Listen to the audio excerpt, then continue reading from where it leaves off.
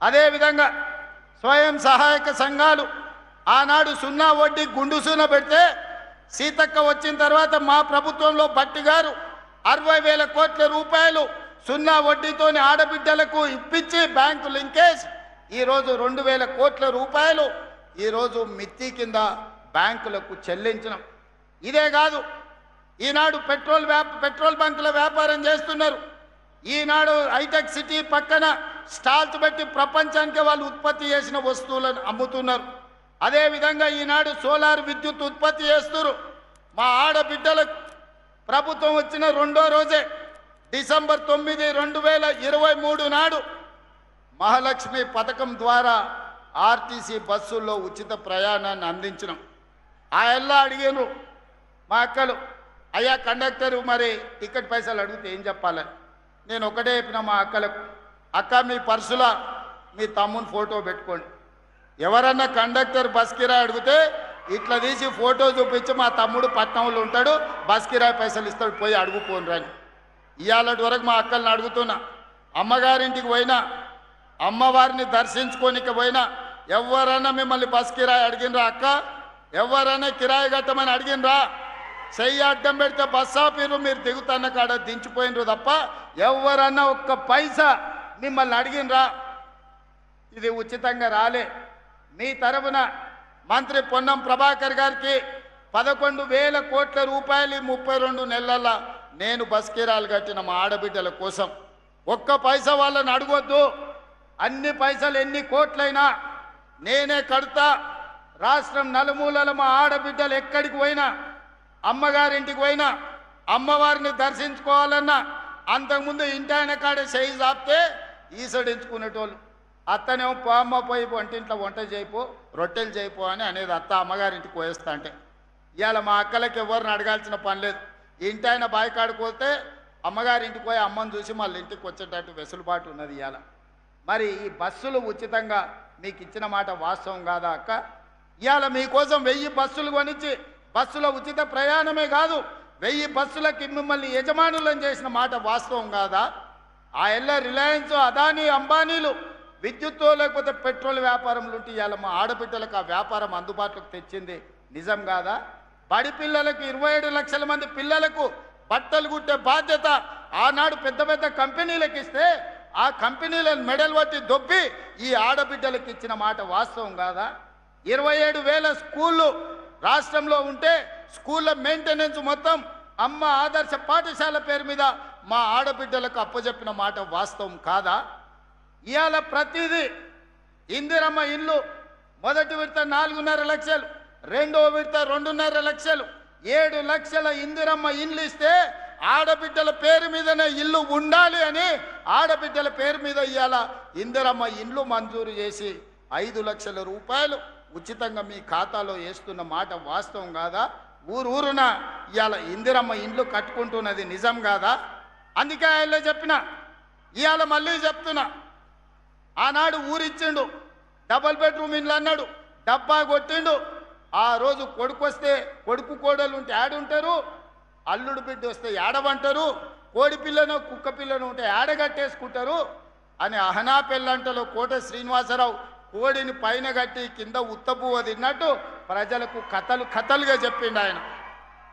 మీకు double bedroom ఇండ్లు రాలే, ఆయనకు మాత్రం 1000 ఎకరాల ఫామ్ హౌస్ వచ్చింది, కొడుకుకు 100 ఎకరాల ఫామ్ హౌస్ వచ్చింది, బిడ్డకు 50 ఎకరాల ఫామ్ హౌస్ వచ్చింది, అల్లుడికి 25 ఎకరాల ఫామ్ హౌస్ వచ్చింది. మన పేదోళ్ళకు మాత్రం డబల్ బెడ్రూమ్ ఇల్లు రాలే.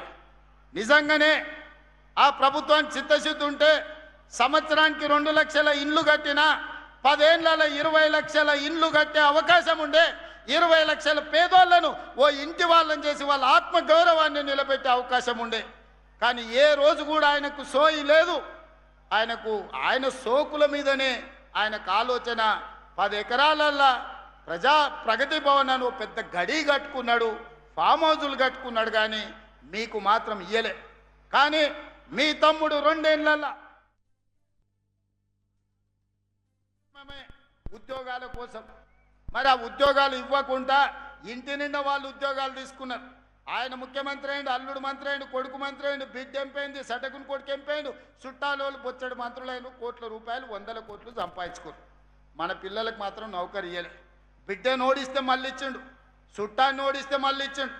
మనకు మాత్రం నోటిఫికేషన్లు ఇచ్చిండు, ప్రశ్నపత్రాలు అమ్ముకున్నాడు. పిల్లలకు మాత్రం నౌకర్లు ఇయ్యలే. నేను వచ్చిన మొదటి సంవత్సరంలోనే లెక్క గట్టి 70,000 పైగా ప్రభుత్వ ఉద్యోగ నియామకాలు చేపట్టినాం. మా దామాన్ని ఇప్పుడే చెప్పిండు, 17-16 మంది మెడికల్ అండ్ హెల్త్లో ఇస్తే 10,000 మంది నర్సులను అంటే ఆడపిల్లలకు ఉద్యోగాలు ఇచ్చినామని ఇంతకుముందే మా దామాన్న చెప్పిండు. 70,176 ప్రభుత్వ ఉద్యోగాలు తెలంగాణ రాష్ట్రంలో ఇప్పటికీ నియామకాలు చేపట్టినాం. ఇప్పుడు దాదాపుగా ఇంకొక 10,000 ఉద్యోగాలకు ఈరోజు నోటిఫికేషన్లు ఇచ్చినాం. పిల్లలందరూ కూడా జాగ్రత్తగా చదివి పోటీ పరీక్షలకు ప్రిపేర్ కాండి. వయసు రిలాక్సేషన్ కావాలంటే ఇచ్చిన భవిష్యత్తు ఖాళీలు కూడా ప్రతి 6 నెలలకు పోటీ పరీక్షలు నిర్వహిస్తా. ఏ ఖాళీలను కూడా గాలికి వదిలేయను. నియామకాలు చేపట్టి మీరు పరీక్షలు రాసుకునే అవకాశం కల్పిస్తా. నిరుద్యోగ యువకులకు నా సూచన ఒక్కటే, వాడో వీడో వస్తాడు, రెచ్చగొడతాడు, మాయ మాటలు చెప్తారు, మందు పెట్టినట్టు పట్టుకపోతారు. మీరు చూసిండ్రు కదా, ఎలా అగ్గిపెట్టే రావు, అఘోరా రావు, అగ్గిపెట్టే రావు 100 పెట్టి సీస నిండా పెట్రోల్ తెచ్చుకోండు, 10 పైసలు అగ్గిపెట్టే మర్చిపోయిండు. పెట్రోల్ పోసుకొని డ్రామా బాగా చేసిండు. మా మీడియా మిత్రులు కూడా మా ఊరు 6 అడుగులు ఉన్నాడు, తాటి చెట్టు లెక్క ఏదో చేసినట్టు ఉన్నాయని అన్ని టీవీలలో చూపించారు. పిల్లలు చూసి ఆవేశానికి లోనయ్యి శ్రీకాంతాచారితో మొదలు పెడితే కానిస్టేబుల్ కిష్టయ్య, ఈశాన్ రెడ్డి, వేణుగోపాల్ రెడ్డి, సురేష్ నాయక్ ఇట్లా చెప్పుకుంటూ పోతే 1,200 మంది పిల్లలు ఆత్మ బలిదానాలు చేసుకున్నారు. నిత్య నిలువున తన తనువులను కాల్చుకొని తెలంగాణ రాష్ట్రాన్ని సాధించింది. మరి 100 రూపాయల పెట్రోల్ తెచ్చుకున్న చుట్టాలలో ఎవడన్నా అగ్గిపుల్లతోనన్నా చిన్న కాల్చుకున్నాడా? రెచ్చగొట్టి ప్రజల ప్రాణాలు తీసుకోవడంలో నెంబర్ 1. అందుకే ఈనాడు మళ్ళా పిల్లల్ని రెచ్చగొట్టాలి. కోల్పోయిన అధికారాన్ని సాధించుకోవాలంటే పిల్లల్ని రెచ్చగొట్టాలి, వాళ్ళు శవాలుగా మారాలి. ఆ శవాలనే పునాదులుగా చేసుకొని అధికారంలోకి రావాలని కుట్రలు చేస్తున్నారు, పెట్టుబడులు పెడుతున్నారు.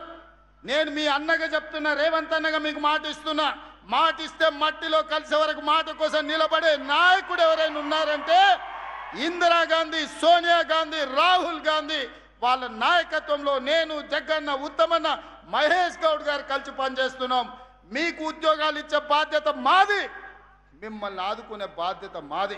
దుర్మార్గులు, కుట్రదారులు మీ దగ్గరకు వస్తారు, ఉన్నవి లేనివి చెప్తారు. వాళ్ళ మాయలో పడకండి. వాళ్ళు మాయగాళ్ళు, మాయ లేడీ లాంటి వాళ్ళు. మనల్ని మభ్యపెట్టి మన ప్రాణాలను అధికారం కోసం వాడుకోవాలని చూస్తున్నారు. మీరు పోటీ పరీక్షలకు ప్రిపేర్ అవ్వండి. అన్ని పరీక్షలు నిర్వహించే బాధ్యత నాది.